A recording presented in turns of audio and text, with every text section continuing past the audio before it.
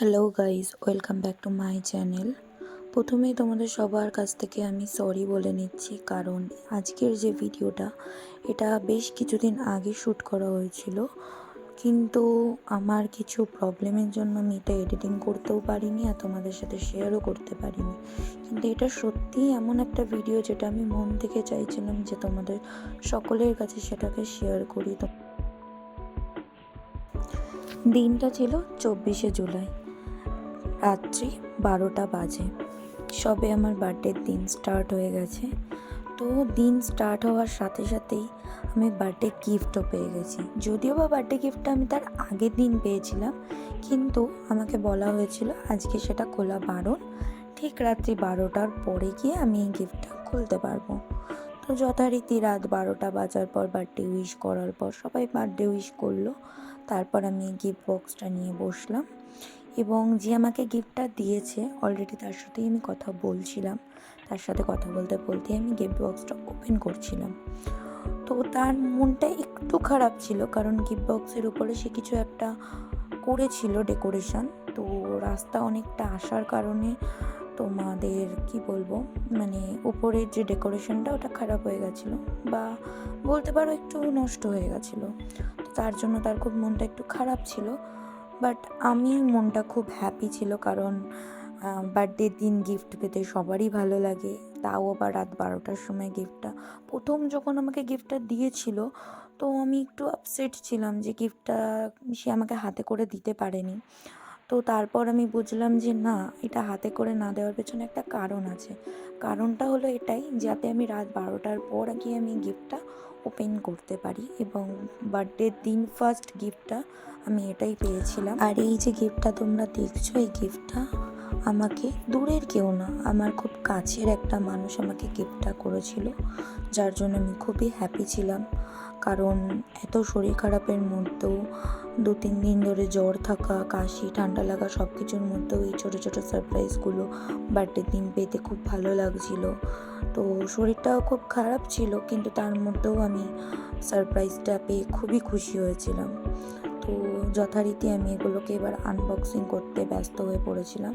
তো এখানে যে কিছু চকলেট দেওয়া ছিল তার মধ্যে কিছু কিছু চকলেট আছে আমার খুব ফেভারিট, আর কিছু কিছু চকলেট আছে যেটা আমি ট্রাই করার জন্য বেশ কিছুদিন ধরে ওয়েট করছিলাম, কিন্তু যাই হোক ট্রাই করতে পারিনি। তো সেগুলোও আমি পেয়ে গেছিলাম, কারণ সে জানতো আমি কোন কোন চকলেট পছন্দ করি, কী কী খেতে ভালোবাসি। তো সে যথারীতি সেরকমই চকলেট আমাকে দিয়েছিল, গিফট করেছিল। আর তার সাথে দিয়ে পাঠিয়েছিল ঠাকুরের একটু ফুল, যেটা আমি মাথায় ঠেকাচ্ছিলাম। তারপরেই চলে গেলাম গিফটটাকে আনবক্সিং করতে। তো গেস করতে বলেছিল আমাকে যে গিফটের মধ্যে কি আছে। তো আমার গিফটটা টাচ করে বা গিফটটাকে ধরে যেটা মনে হলো, গিফটের মধ্যে একটা ফটো ফ্রেম থাকতে পারে। চলো দেখা যাক এর মধ্যে কি আছে, তোমরাও সকলে দেখো এটার মধ্যে কি আছে।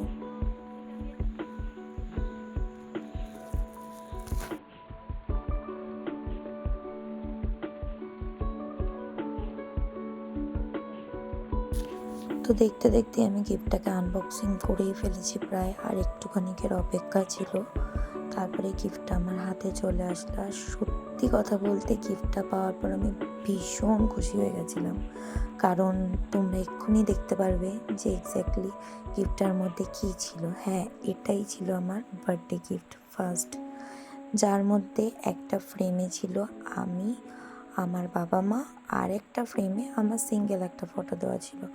বাবা মার সাথে যে ফটোটা আমার দেওয়া ছিল সেটা আমাদের, মানে আমাদের বলতে আমার বাবা মায়ের খুবই পছন্দের একটা ফটো, খুবই সুন্দর একটা ফটো। কারণ আমাদের ফ্যামিলি ফটো খুব একটা নেই, যে কটা আছে হাতে গুনে কয়েকটা আছে, তার মধ্যে এটা হচ্ছে বেস্ট। আর সেই ফটোটাই দিয়ে দিয়েছিল ফ্রেম বাঁধিয়ে। আর এই ফ্রেমটা ছিল লাইটিং ফ্রেম, মানে লাইট জ্বলতো ফ্রেমটার মধ্যে। তো যথারীতি আমি চার্জারটা খুঁজে পাচ্ছিলাম না, যাই হোক চার্জারটা খুঁজে পেয়ে গেছি। দেখো এবার তোমাদের সাথে লাইটিং দেওয়া ফ্রেমটাকেও শেয়ার করব, কিন্তু ফ্রেমটা খুব একটা তোমরা কেউ বুঝতে পারবে না, কারণ রাত্রেবেলা লাইট জ্বলছিল, তো ফ্রেমটা খুব একটা বোঝা যাচ্ছিল না, ক্যামেরা ক্যাপচার করতে পারছিল না।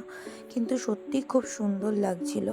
লাইটের থেকেও নর্মাল ফ্রেমটা আমার খুবই পছন্দের ছিল। আমার খুবই ভালো লেগেছিলো এই গিফটটা পাওয়ার পর।